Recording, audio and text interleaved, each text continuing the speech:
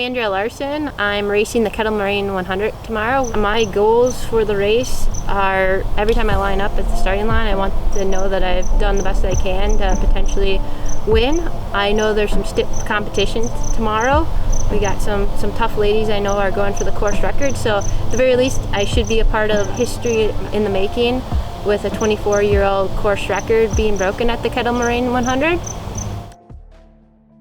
Really communicate it all was electrolytes. Because I think this is a little excess, so probably done with. I was doing it a lot. I got up to the most I ever got. I got up to 14 pull-ups. Nice. And I go just because in a down day, I think I can beat them. If they're having the day that they can have, I think I won't see them after the start, but a lot can happen. I'm sorry.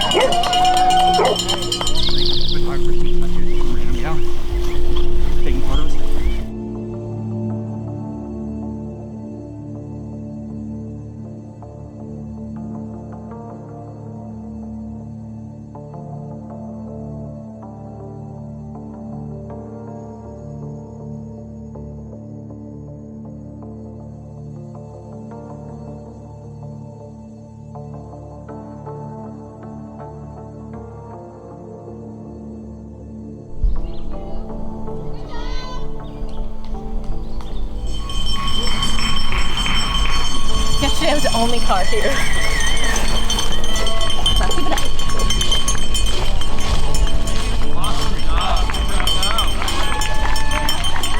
Take it out. No, I'll leave it in there for now. All right.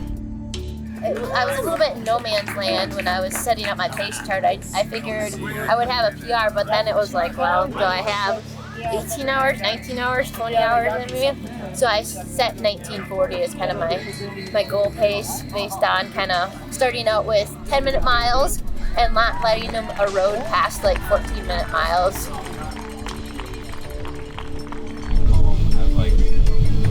That was not where the national cross country championships are held on that golf course. Oh, yeah. I'll take some water, please.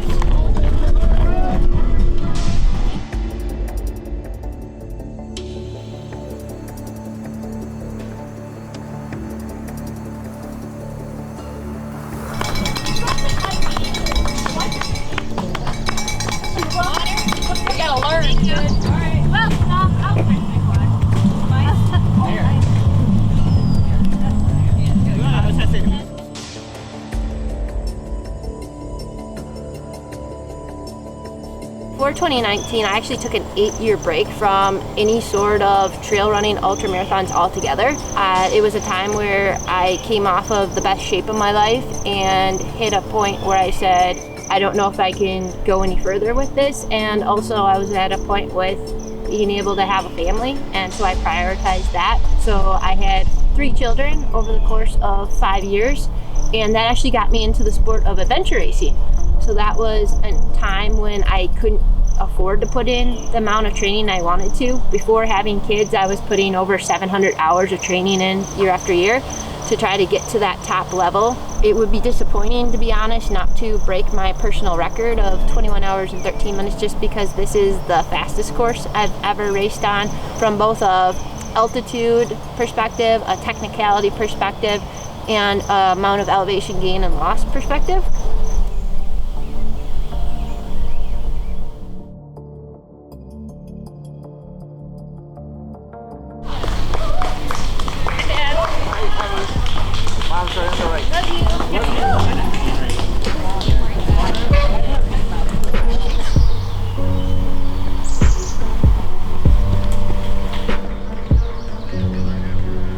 What's that? You had belt plus bar. Yeah, that'll be fine. That'll be all right? Okay. Oh, Because because you can hit ZZ. Yeah, I'll probably top it off. Top it's ZZ. There's a bar in there. Because yeah, if I'm not drinking enough, I feel like I'm gonna get a side ache. Yeah. Oh wait, you need. Good.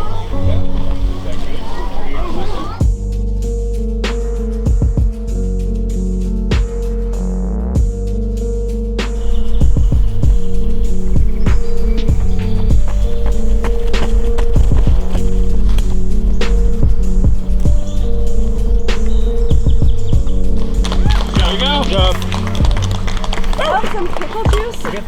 I need water.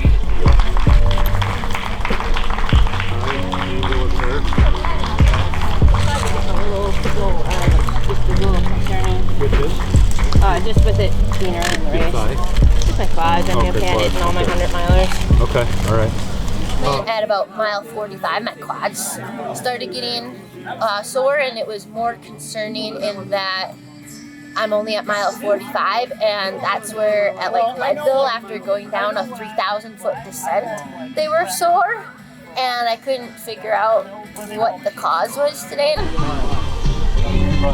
Hey, thank you. Enjoy the rest of your day, young lady. Thank you, you too. Thanks so much, everyone.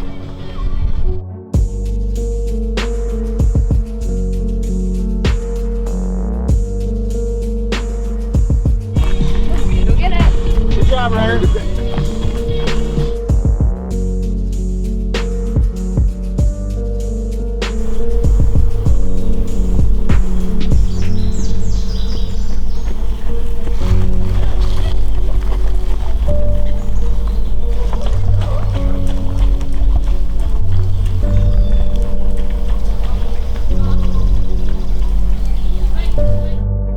I was getting a little bit, like a little off at about mile 50 to 55, but it probably was also a little bit mental with my quads, but I felt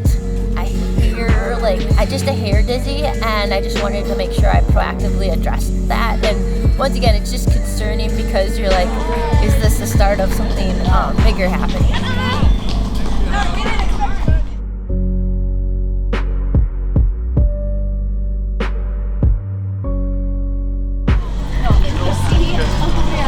Okay, good.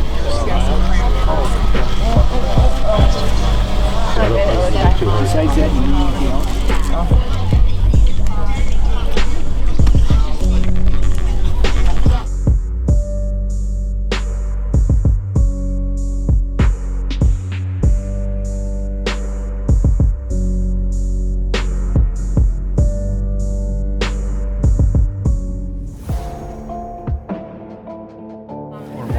Yeah, just one. And you're on hydration.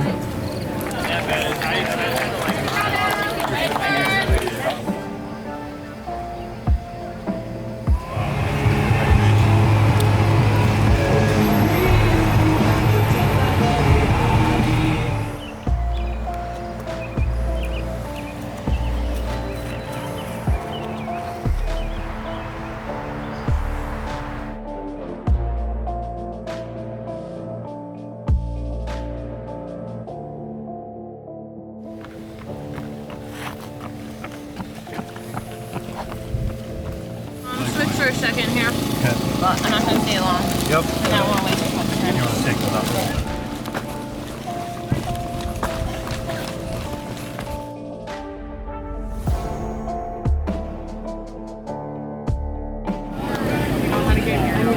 Oh, Dad!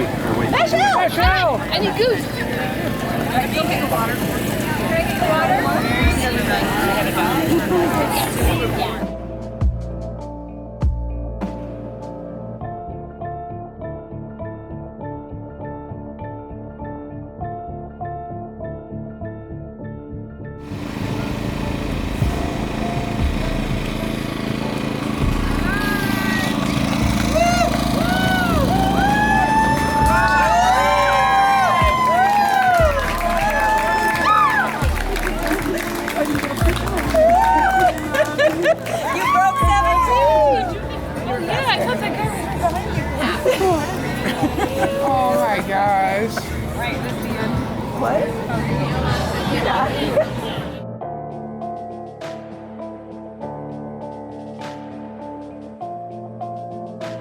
You got? Yeah. Does it matter if it's you want caffeinated? Yes.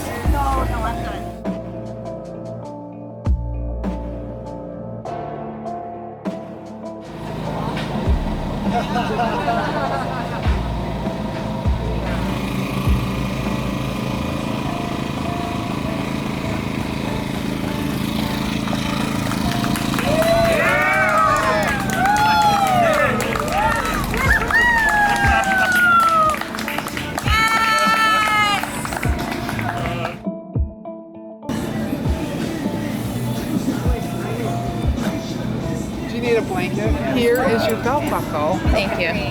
Congratulations.